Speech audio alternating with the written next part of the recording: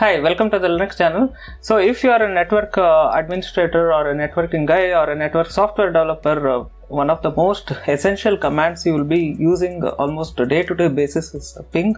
And if you are starting your software development, especially system software or networking or network software development, as I suggested in my first episode, it is good to see the source code or do a code walk of various existing projects.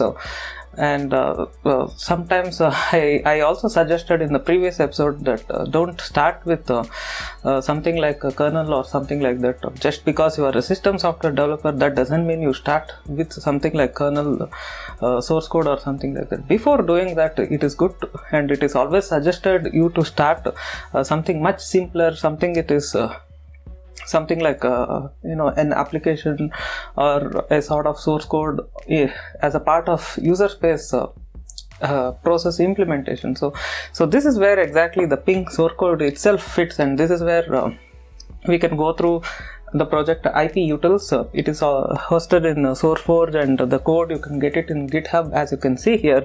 So this is where you can do the same. In my first episode, I just did a quick overview, and as a quick glance, I showed you various components and the APIs involved, and then I have also discussed almost in the conclusion part of that episode. I discussed that I'm going to do a second episode on much in-depth architectural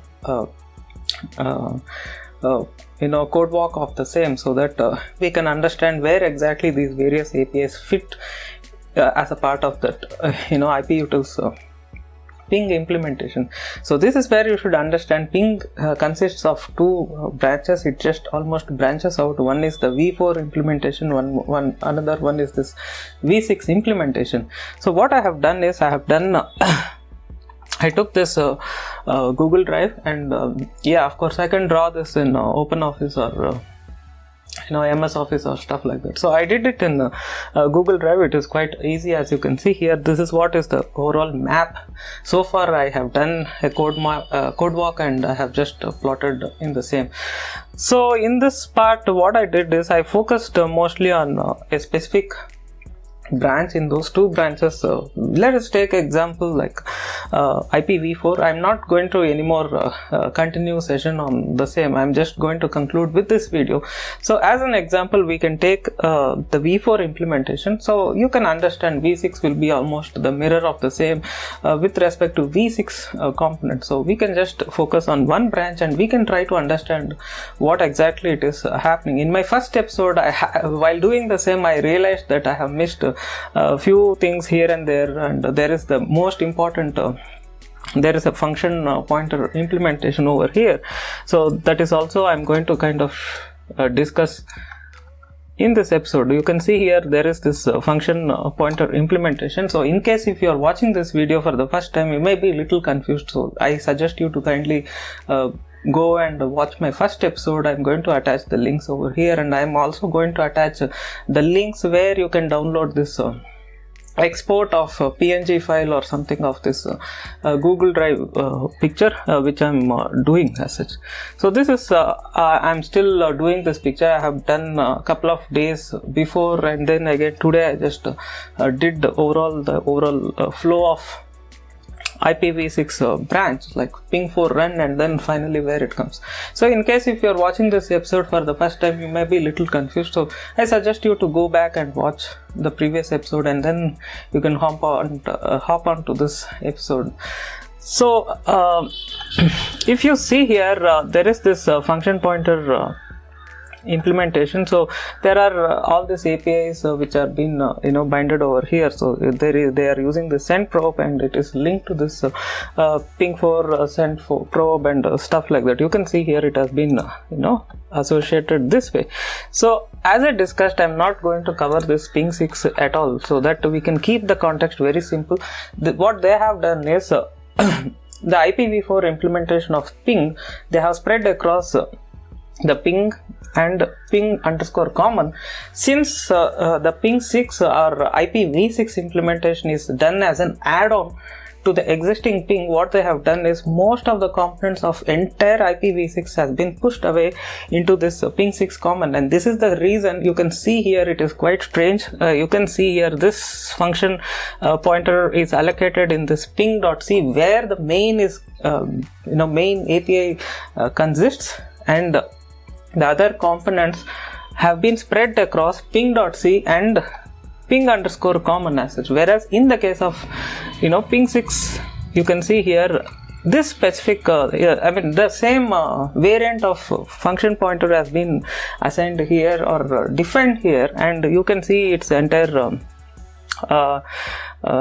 function APIs or APIs have been written over here. So there is this sort of confusion. I as I said in my earlier episode, I predict or I expect that sometimes down the lane they may kind of restructure this code if required, and then they may reorganize the code, and then they may do a similar way of putting everything in ping underscore common or ping 4 underscore common to be much easier to understand, and then they may just reshuffle the code. I feel it is a better way to organize the code rather than the state at which it exists as of now. Anyway, this is about the maintainability of the code. This is about the readability of the code.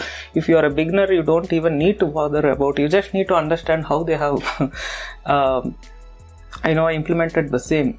So what we can do is we can go back once again to that Google Drive's picture. You can see here there is this function pointer, and the function pointer I represented in this green box so that it is easy to understand that this is not an API but it is a sort of function pointer which has all these APIs associated. You can see here these are the actual APIs. I think I forgot to put the brackets. So these are the actual APIs. So before, as I said before, I'm going to edit further this picture, and I'm going to put this image, push this image in my website so that you can download the same from the link attached in the video description below. So let me just add this bracket so that it is easy to understand that these are functions or APIs which have been associated to that function pointer, whatever you can see here, ping 4 function set as it. So this way we can easily understand, and there are also certain cases I have color coded. You can see here it is coded as purple. It means it is a sort of an helper API, not a sort of real important API. So to distinguish, I have just added this sort of contrast, and then I have also added this gray shaded boxes or APIs, which means they are standard system calls. I mean the existing APIs of glibc library or something like that. So you can see here it is quite easy to understand with this flow. These are the 4 APIs which are associated over here, and you can see here they have been named as send probe, receive error message, and receive parse reply, and then install filter. So in this case they have been using this API and they are linking to the same, and you can see here in the source code how they have been used. So if you go back again to the picture, you can see here you have the main API, and the main API, as I discussed in the previous episode, it is creating the socket with this. Let us go down. You have this create socket. With this, the entire socket is created with whatever criteria they want. So having said that, it creates the sockets, and before that it gets all the user defined options of ping command. You know that ping -i, and you can give various other options, -s, and you can tell what is the size of your packet and stuff like that. So it gets all those things. It checks whether everything is fine, or if anywhere it is wrong, it is going to throw the error and come out of the loop, and if everything is fine, it is going to create the socket. So that's where the create socket comes here. So if you're a beginner, please understand, don't give too much emphasis on socket programming. It's just like a door of your house. The house is the most important part, not just the doors or windows. So the socket code is just an interface between a specific module to the other module. about it. So this module can exist sometimes in the same system, and sometimes this module can exist across multiple systems, and that's where you need socket, because it's an IPC, can be existing within the same system, or you can span the IPC across multiple systems. That's what is essentially networking sockets are about. So they are doing this create socket, and after that they are setting the set socket options and stuff like that. So I'm not highlighting each and every API so that let us not waste our time, because it's just quite obvious. Of course you will do set socket options, and then you will do some custom or some customization of the created socket. So that's what is happening over here. So once it is done, it is directly, let us just directly jump over here. So you can see here it is branched out. It is checking this address type, and it is branching out whether it is ping4 run or ping6 run, and then it just branched out as well. So with this, the main is over. So let us not focus about all other APIs. As I said before, I'm not really plotting every API which it is being used. There are certain helper APIs are there. There are also certain tiny APIs which is quite obvious that what exactly they do as well. So you can see here ping4 run and ping6 run. In the case of ping4, IPv4, the ping4 is implemented within the same ping.c, some components, and some components have been pushed across into ping_common. So you can see here ping4 run. Similarly, you can't see ping6 run in this ping.c file. Instead, you need to go to ping6 _common.c. So yeah, so in the ping4 run, once you go through, it does all these constructs. It is quite, some of them are quite obvious that they are doing some sort of preliminary check. As I said, even just like I said in the first episode, I'm really not about discussing the overall flow of ping and how it is implemented API wise. So this is about how you can construct a mental map of the architecture of any software given as so this is quite important for a beginner, because 99% of the time you will be doing is code walks, not really the real coding. So please keep that in mind. You need to do a lot of code walk. So if you go down here, so you can see here it is calling this main loop. So this is where the main thing starts. So you can see here main loop, and they are linking this function set, ping4 function set. So this is the same function pointer set over here. So they are just linking with this API. So main loop, I believe it is not in this file. So let us search the same. So you can see here it is not in this file. I'm sorry. So for that, let us go into ping_common. In this case, as you can see here, it is been implemented over here. So you can see here main_loop, and once you come down, you can see here somewhere they are calling this API called pinger, and this is quite important. Let us just select and search the same, and if you search the same, you can see here this API is implemented or coded over here. So you can see here this API has this flow, and somewhere in this API, other than any other APIs, what it catches my attention is this send probe, and this is one of the APIs which is associated with this function pointer set. So you can see here they are doing this fset, which is that function pointer set instance. You can see here fset is nothing but an instance of this function pointer set. So what they are doing is they are calling this. So that's what I mapped over here. So pinger, and you have this ping4 send probe. I'm not using the name which is being used here, because this is a short name of that instance they are using as well. So send probe, and then it has been called, and after that the main loop, the flow continues. So let us go back again to the main loop, and if you go here, after this pinger, you have this schedule exit.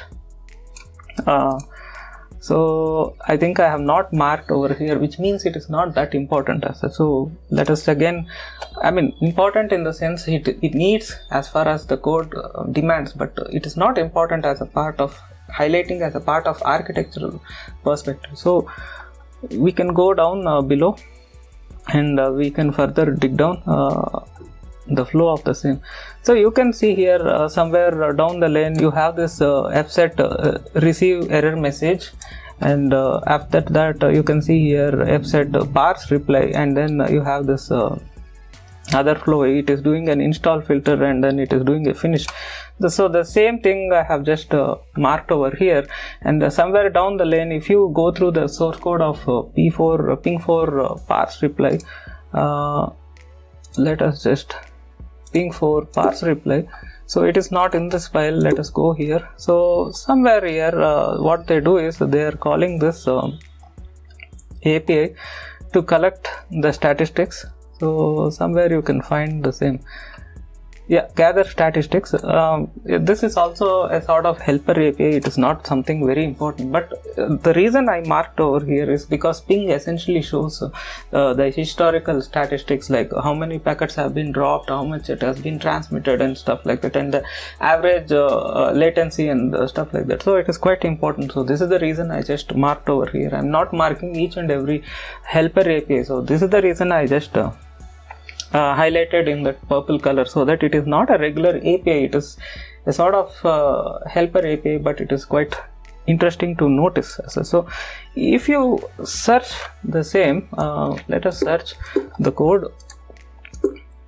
So you can see here it is implemented in ping_common, and it has this code, and it has this conversion between various units. So you can see here it is also doing a time stamping, and it is doing this time well stuff as well. So yes, since ping is more about how much time later it received a packet, and the amount of duration of the time it is sent and received and stuff like that, so it has to calculate all this latency parameters, and it has to do a lot of operations with the time well as such. If you are quite familiar with the time well, this is very useful, because anytime you want to see any elapsed time, you can use the time well, and then you can see how much time later a specific action have been triggered as such. So this is quite useful.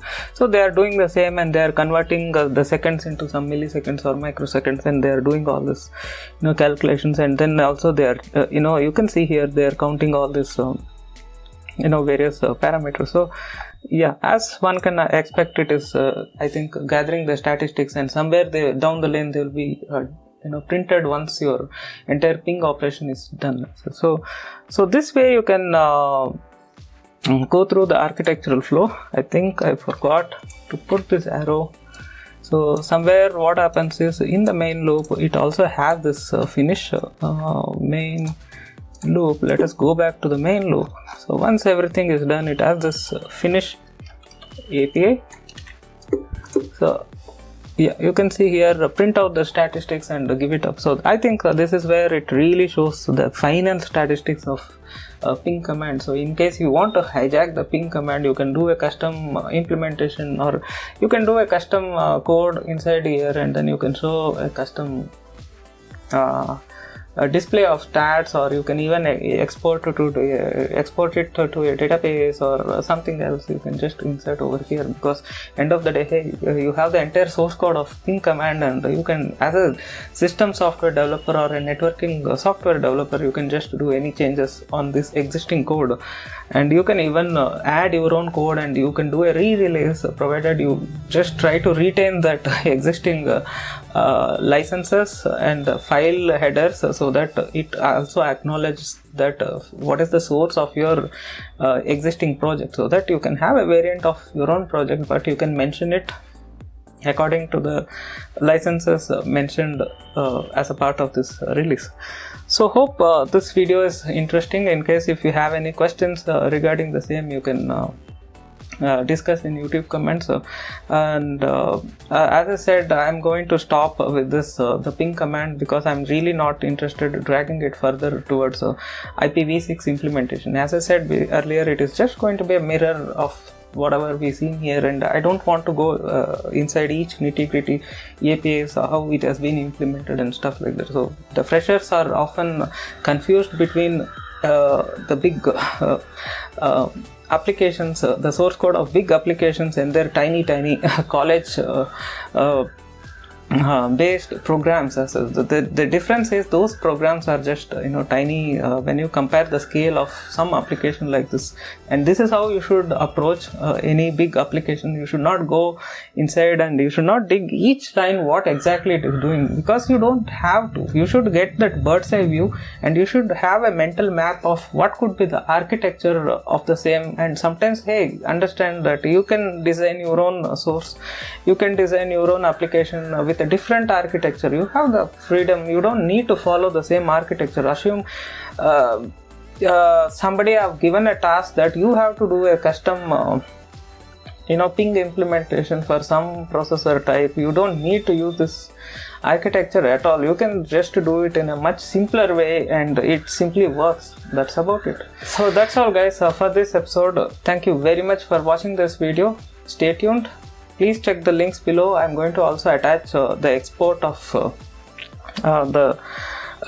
my Google Drive's drawing so that you can download or you can refer as a reference, and then you can go through the source of the same message. So thank you very much for watching this video.